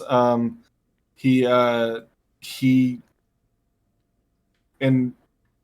up getting surgery in like some back alley, like butcher shop. And so that's why everybody thinks he's dead. You find out throughout the book that like basically he runs from whoever Peacekeeper 1 is, and ends up like in the river. And there's a guy like floating in the river that looks conveniently floating in the river that looks similar like Bruce Wayne. He doesn't really look too much like Bruce Wayne, but it's like his face is unrecognizable because it's all messed up. And Bruce Wayne's DNA is not on file because he's Batman, And so he's able to pass off that that's him. So they think Bruce Wayne and both Batman are dead. He reveals that the reason why the Peacekeepers went after Bruce Wayne is they knew if they took out Bruce Wayne that they would take out Batman. So that was part of it. And I thought I heard something behind my. Well, I'm just all freaked out. I'm watching you on camera right now, Costa. You seem like you're looking over your shoulder. Whatever crawled up here, it was like as big as my entire headphone right there. I don't think. And so I'm like, I grabbed it, like threw it that way, and then I can't find it. Costly, it was 10 pounds. It was huge. It stood up on all of its legs and reared up at me. It was. Anyways, so Bruce Wayne is the main character of this book, and he kind of becomes like, there's a moment in the book where like he rips off like his exterior clothing to reveal that he has like this like pretty cool looking Batman suit. It's still got some of the incorporations of like, he's got like the purple gloves and the yellow bat symbol.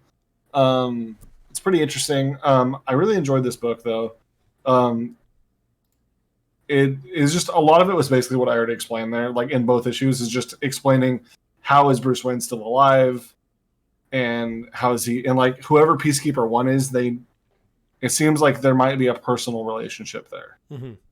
Is what they might be alluding to. Because he knows who Peacekeeper One is, but he hasn't revealed in the book yet. But that's the one. That's the guy that kills him. And then he stops, like, does traditional Batman stuff, stops a couple fights, but then ends up getting chased by the magistrate because of it, you know, and stuff like that. The backups in these books, let's see, and the first one was Red Hood, right? No, first one was Yeah, Grifters. So the Grifter. second issue.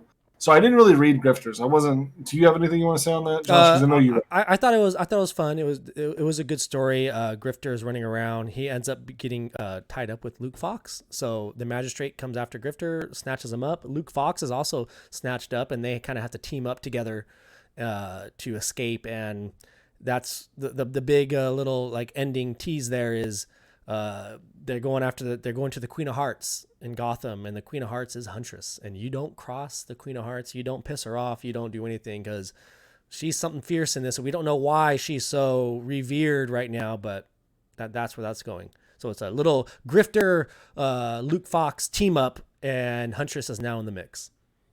Yeah, see, I had never cared about Grifters. So that's kind of what I might He's have from to go back. Wildstorm, so yeah, he was Yeah. brought into DC and is in the universe, but originally from the Wildstorm universe. And then so the backup in issue number 2 was what I'm very interested in, and that is the Red Hood Right. backup. And so this was kind of surprising. I enjoyed that one. It was really good, but I was like, I didn't see it coming because it was like, I think they might have said it. I think I read this book before any other book had revealed that like Red Hood was a traitor. Mm-hmm. But he's working for the magistrate, and Yeah. you see he leaves somebody, like they show you that he leaves like somebody in bed when he gets up in the morning. You don't know who it is revealed later on that it's Rose Wilson, Ravager. And he tries to take down like the masks in the city non-lethally. Yeah. Whereas like Rose just straight up will kill any mask. Yeah, they always, she says, they when they put it out, they want this person dead or alive, and if Red Hood gets to them first, they're coming back alive, but if Rose gets to them, they're coming back dead. Yep. The book was really interesting though. I enjoyed it. The art was okay. I thought Red Hood looked good, but a lot of the other characters looked weird. It looked a little simplistic in the art style. Rose's face the entire time was very. There wasn't a lot of like definition to her. Yeah, face. it was like 2 dots for eyes. It was like, it looked like a smiley face. Like literally, I'm looking at a panel here where it's like, it's her face. Like most of it's covered by her hair, and she has like either actual eyeballs or just like slits for eyes, and like literally like 2 lines for a nose, and it's very simplistic. It's like okay, and like Jason has some of that going on, but Jason, like they draw like scars on his face and stuff too, so it looks a little more defined. Yeah, and his costume overall has a lot of detail in it. Not like a lot of detail, but more detail than anything else you see in the book. Yeah. But basically they're hunting down like these different this like Red Hood gang that's like stealing food and giving it to the like the people that need it rather than like the people that they're stealing it from. Right. And then Red Hood's chasing the guy down, and then Rose kills the guy. And then they trace it to like Mad Hatter. They go to Mad Hatter. Mad Hatter's been dead for years, and then they get a new ping on their phones, and their new target is Jason Todd, and that's the end of the issue. And so we'll see what happens there. That I did enjoy that that backup story. I thought it was really good. I want to know more about that one. I like Red Hood and Rose together. It's fun. I like the idea that Red Hood is still he's a traitor. He's betrayed all the masks. He's working for the magistrate, but he's still he's not killing. See, he and Rose definitely worked for me because like just on the meta level of like all the relationships in the DC universe, for me like Jason, it's always been like Artemis or Ravager for me. Like deserves to be with, and so like yeah, I all my back characters, I have little relationships that I want them to. Yeah, I just imagine constantly you with like a red hood doll and a Ravagedon. You're making them kiss. You know, that's what I see you doing. I'm a girl with their Barbies. That's all I'm saying. All right. Let me talk about the last book we're going to talk about today, and this is Wonder Woman. And oh my goodness gracious, this book is perfection. I'm I've read it twice already. Joelle Jones killed it with this book. She did the writing, she did the story, she does the art, she does it all. Yara Flor is my new favorite character in the DC universe. I love everything about her. I love her. I love that she's Wonder Woman. I like that. You know, I've always been a fan of Wonder Woman, and I like that Yara Flor is the new Wonder Woman. She's a Brazilian from the Amazon, and this book is basically starts off with Yara. She is fighting a Hydra. In this world, there's like mythical beasts running around, you know. And she's fighting a Hydra. She kills a Hydra. She's very fun. They say, you know, she's not perfect. This Yara Flora, she has a temper. Um, uh, she fights the Hydra. She kills the Hydra. But we also she's going after this Hydra because she wants to go down to the underworld, and she wants to get one of her warrior sisters back from the underworld, and she's going to demand Hades give her back, a la Hercules going down to the underworld and bringing someone back. And she says, you know, I'm just if he doesn't give me my warrior sister, I'm just going to kill him. Like, that's Wonder Woman. That's Yara, and she's met by a Kaipora. I don't know how to pronounce her name, but she's basically like a forest guardian spirit, and she strikes a deal with the Wonder Woman. She says, "Look, you can't go down there with this Hydra tooth that she's going to use as a weapon and go kill Hades. You can't do that. So how about this? You don't do that, but I'll take you down to the underworld, and we'll go ahead and see if we can get your sister back. You know, not your sister, but a warrior sister. See if you can get your fellow Amazonian back." And just Yara is so funny in this book. When you get down to the underworld, it feels very like a Disneyland theme park. Little turnstiles. You have a membership card. And one of the funny scenes that I like in this scene is I want to say her name's Capoeira, but it sounds like Capoeira to me, but it's not. It's Caipora, and she's in line talking to some sort of demon, and Yara is trying to go through the turnstiles. And Kapoor told Wonder Woman, "Look, when you're down here, keep your head down, keep your mouth shut. Like, don't be your normal Yara self." And she gets to this turnstiles, and she's trying to walk through the turnstiles because she's already bored with waiting for them to do what they want to do. And the turnstiles won't turn. And so she grabs it and like tries to move it. It clicks, and she gets frustrated and shakes it and starts shaking it again really hard, and then just rips off the turnstile and then hands it to the demon. And they're just both looking at her like, "What are you doing?" And that's what Kapoor says to her, is like, "What's wrong with you? What did I tell you? Like, keep your head down, mouth shut." She's like, "Oh yeah, you told me to keep my head on a swivel and be ready for anything." But they get in line. They're gonna go on the, I believe it's the River Styx. I think that's the mythology in the underworld. And you have to pay the toll ferry. Like when you're dead and you're going down the river, if you want to cross, you got to pay the ferry or the money. And Yara doesn't have any money. And she's kind of mad that she waits in this long line to get on the boat, and she doesn't have the money to pay for it. So he kicks her out, and she pouts all the way back to the end of the line. And she has to figure out how she's going to get some money. And she sees a sumo wrestler in front of her, and kind of tricks the sumo wrestler into distracts him and steals his money. And he's pissed about that. And he turns around, wants to fight. And she's like, "This is what I like to do. If you want to fight, this is the currency I know." And she's getting ready to get into a fight, and they start battling. But unfortunately, she has now woken up the three-headed dog of the underworld. And that name is drawing a blank to me right now. The name of that dog. What was that? Cerberus.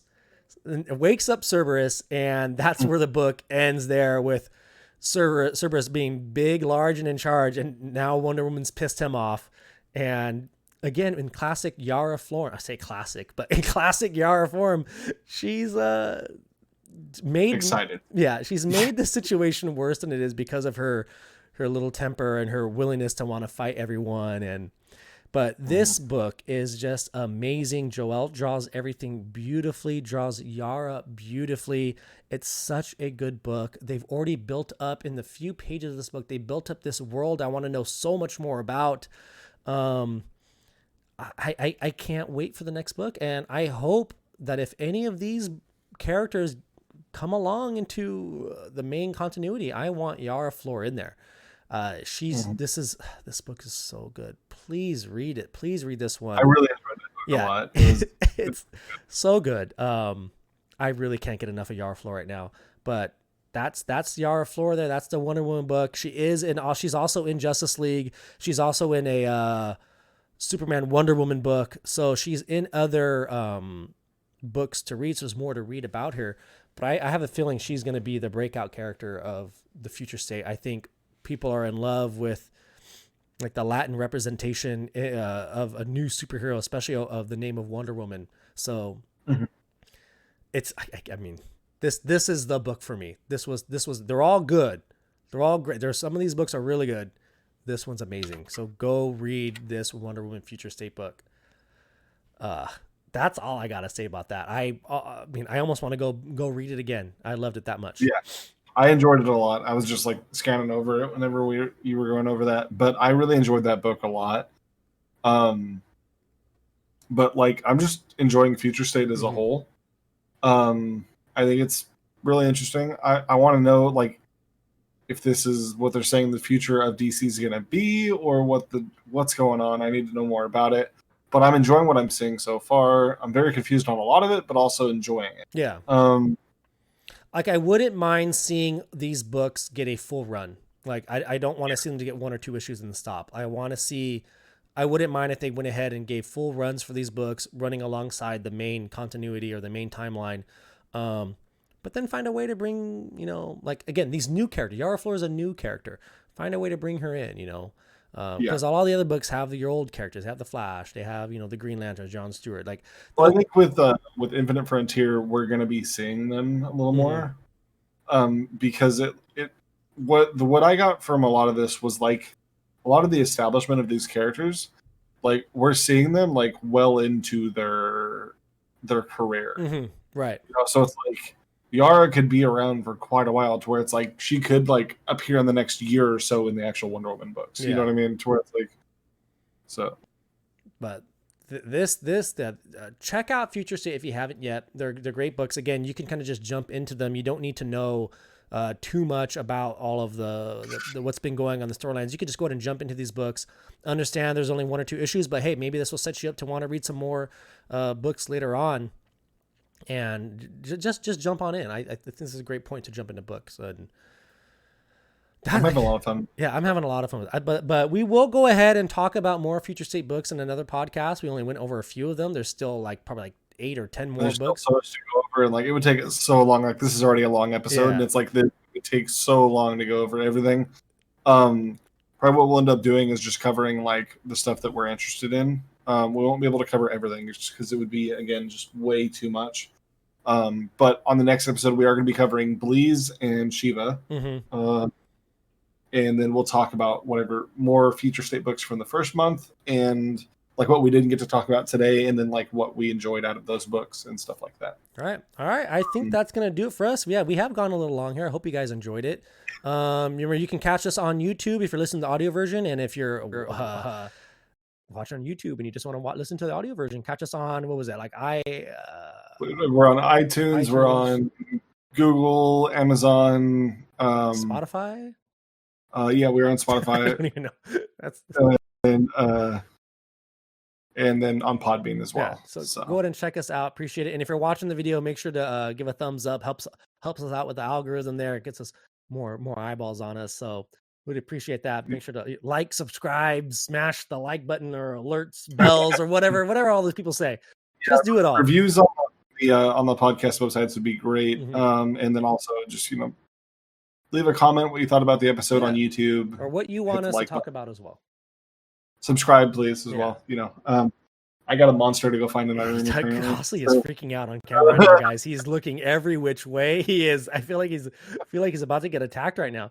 But yeah, let's end it there. Costly, had a lot of fun. I had a lot of fun talking about these books with you. Looking forward to see how you're going to do in Siege. I want to see if you go for that top 10. But let's call it there. Yeah, let's call it there. You have a good night, Costly. Again, everyone, thank you for listening. We'll see you next time, and bye.